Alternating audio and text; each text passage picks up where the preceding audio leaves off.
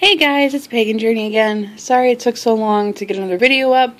Right now I'm just going to quick show you, if you're just starting out, I would recommend a business book of shadows. Basically what that means is you have, I just have a 2-inch binder full of just information, kind of get me started. So just so this video isn't so long, I'll kind of go through it with you real quick.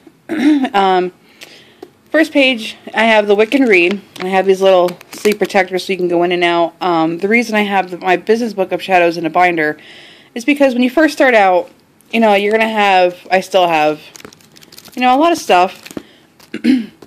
So you can, if you do something one way and then as you progress in your path, you realize you don't do it that way anymore, you do it differently, you can quick pop it in, take it out.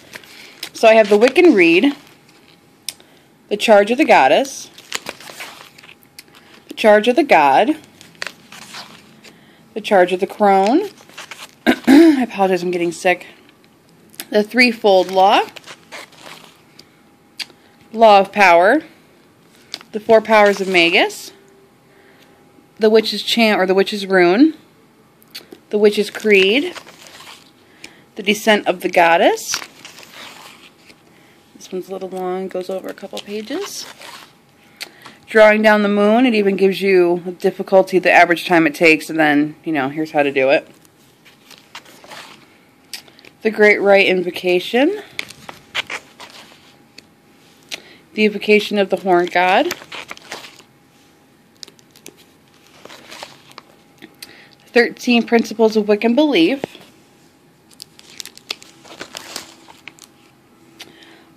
Ritual preparation and a ritual bath. These I got out of my Raymond Buckland book, the complete guide or complete book of witchcraft.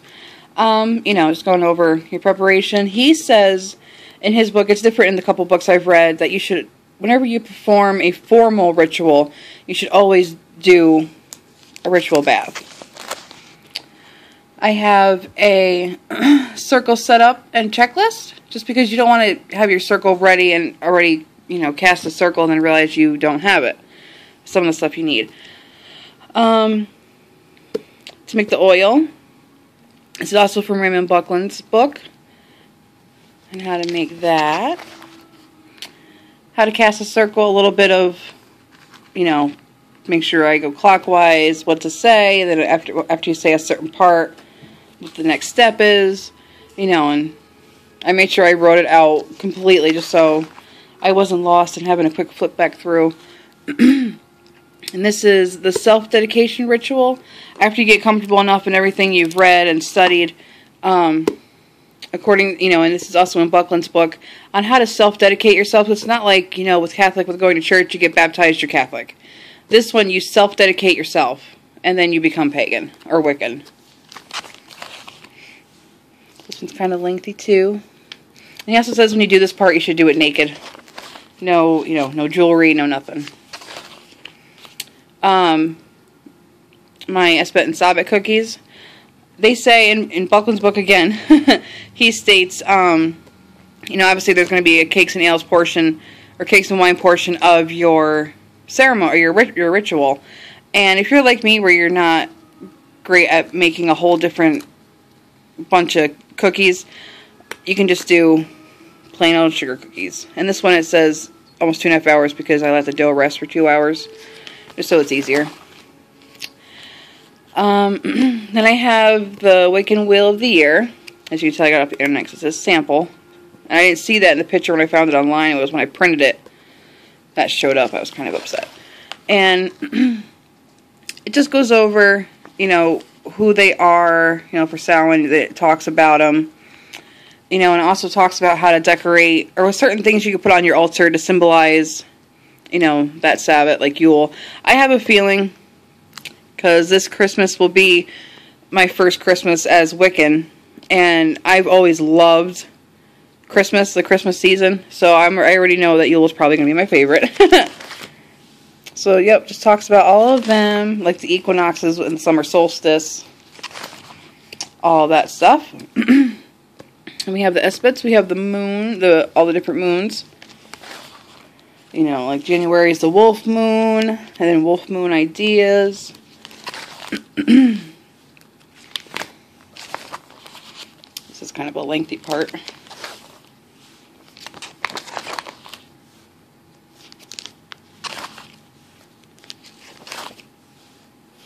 As you can see, because I'm still flipping. And this I found online. I thought it was a really cool idea. It's salt dough offering bowls. And that's what it would look like to have it on your altar. I thought, how cool would that be? My phone going to focus? But yeah. The magical days. Why the days are magical.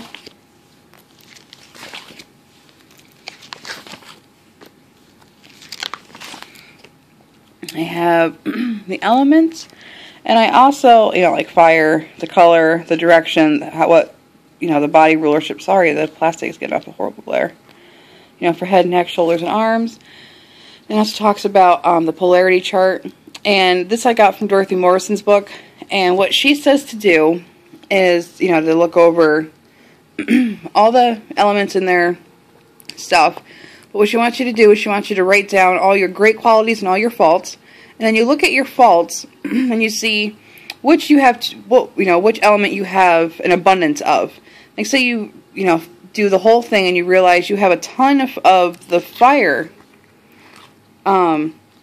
passive stuff, but you have no earth. So instead of trying to change yourself and make it so you have less of the fire, you just add some good qualities of the earth. Just the continuation of the elements. And then over here I have colors and their meanings, just, you know, all black, pale blue, dark blue, brown, gold, green, lavender, all different colors. And it goes on. And over here is incense and their meaning. Then I have candles and their meaning. So you know what candles to burn, what incense to burn. Over here I have the tools of a witch. And then, you know, the broom, the bell, it talks about it a little bit. Over here I have visualization and meditation. It talks about, you know, how to meditate. Just if you're not really familiar with it, it talks about how to meditate. Then I have charging objects, you know, how to charge them. I have auras over here. And it talks about, you know, what they mean, what each colors mean. Stone therapy, this is within auras. The chakras. Herbs and their correspondences. And I want to get into herbs only because I want to be able to make my own incense. Among other things, like making tinctures and stuff. Oh, that glare is horrible. But yeah, I have on here a whole bunch of different spices, and if they're poisonous or not. Just to be able to, you know, what each incense mean. Like, you know, amber is used in protection from harm. All that stuff. You know, and if they're poisonous, this is a lengthy section just because there are so many herbs, obviously.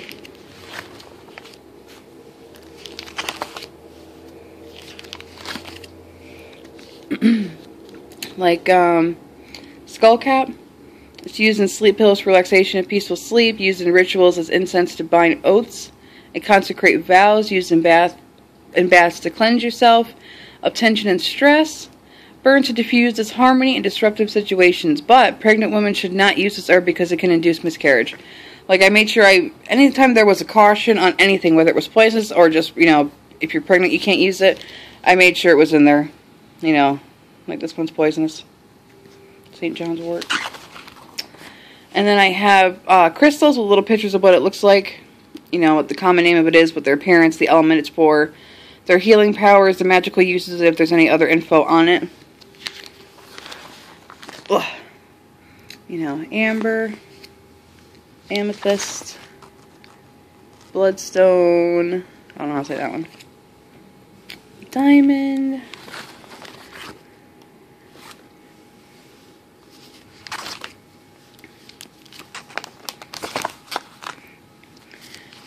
and we're nearing the end.